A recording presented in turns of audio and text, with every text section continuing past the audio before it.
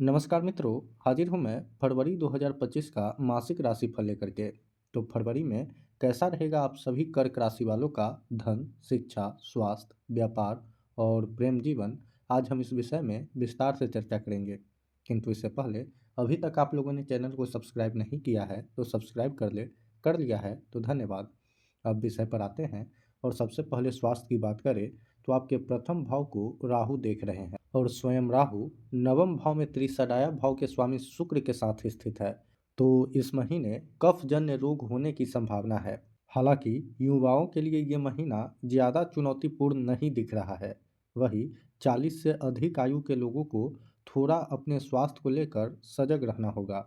और गुरु आपके एकादश भाव में वक्री हैं और शनि की तीसरी दृष्टि आपके दसम भाव पर है और दशमेश मंगल द्वादश भाव में है। तो जिन लोगों को घुटनों में दर्द या फिर कोई भी समस्या है तो इस महीने डॉक्टर के संपर्क में रहें।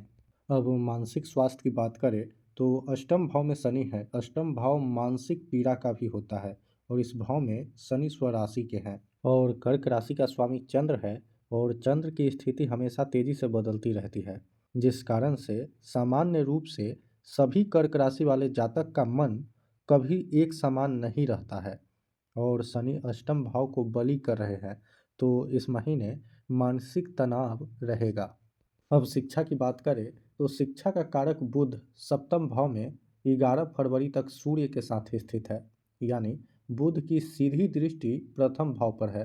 तो 11 फरवरी तक शिक्षा ठीक ठाक दिखाई पड़ रहा है। जो छात्र विदेश जाने का विचार कर रहे थे उनका विदेश जाने का योग बनेगा, क्योंकि पंचमेश मंगल द्वादश भाव में स्थित है। फिर 11 फरवरी को बुध अष्टम भाव में गोचर कर जाएंगे। तब सामान्य छात्रों के लिए ये समय थोड़ा उतार चढ़ाव वाला रहेगा। हालांकि टेक्निकल क्षेत्र के छात्रों के लिए 11 फरवरी के बाद का समय भी अच्छा ही रहेगा। वही प्रतियोगिता से जुड़े छात्रों की बात करें तो छठा भाव प्रतियोगिता का होता है और इस भाव का स्वामी गुरु एकादश भाव में शुक्र की राशि में स्थित है और शुक्र गुरु की ही दूसरी राशि नवम भाव में बैठकर परिवर्तन योग बना रहे हैं, अर्थात भाग्य आपके पक्ष में दिख रहा है। और जब आपका भाग्य आपके पक्ष में है तो आपके द्वारा किया गया तैयारी भी बेहतर ही रहेगा। अब आर्थिक स्थिति की बात करें तो धन भाव का स्वामी सूर्य सप्तम भाव में शत्रु राशि में है, किंतु प्रथम भाव को दृष्ट कर रहे हैं। तो सूर्य बुरे हालत में होकर भी धन को आने से नहीं रोकेंगे और लाभ भाव में भाग्येश गुरु हैं और लाभ भाव का स्वामी शुक्र भाग्य भाव में है।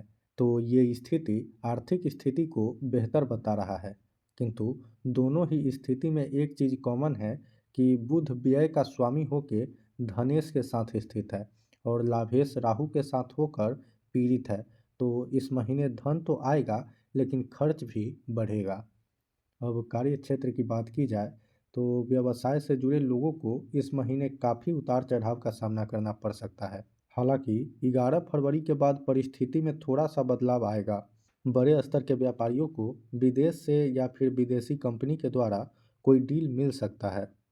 वही अब नौकरी पेशा से जुड़े लोगों की बात की जाए तो षष्ठेश की स्थिति इस महीने काफ़ी अच्छी दिखाई पड़ रही है।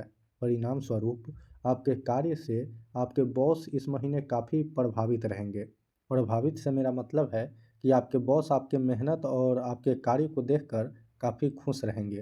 अब प्रेम जीवन की बात की जाए तो प्रेम जीवन इस महीने बहुत अच्छा नहीं दिखाई पड़ रहा है। पंचमेश मंगल द्वादश भाव में है। द्वादश भाव सैया भाव है और द्वादश भाव का स्वामी सप्तम भाव में है, यानी काम इच्छा इस महीने चरम पर होगी और यही काम इच्छा आपको परेशानी में डाल सकती है। वैवाहिक जीवन की बात की जाए तो वैवाहिक जीवन में भी कुछ उतार चढ़ाव इस महीने दिखाई पड़ रहा है। जीवन साथी से अनबन और मत का न मिलना इस महीने लगा रहेगा। कुल मिलाकर दाम्पत्य जीवन भी इस महीने बहुत अच्छा नहीं दिखाई पड़ रहा है। अब उपाय की बात की जाए तो प्रतिदिन ओम नमः शिवाय इस मंत्र का 108 बार प्रतिदिन जप करें और यदि संभव हो तो हर सोमवार शिवलिंग पर जाकर जल अभिषेक अवश्य करें। इसी के साथ आज के कार्यक्रम में बस इतना ही। मुझे दीजिए इजाज़त। नमस्कार।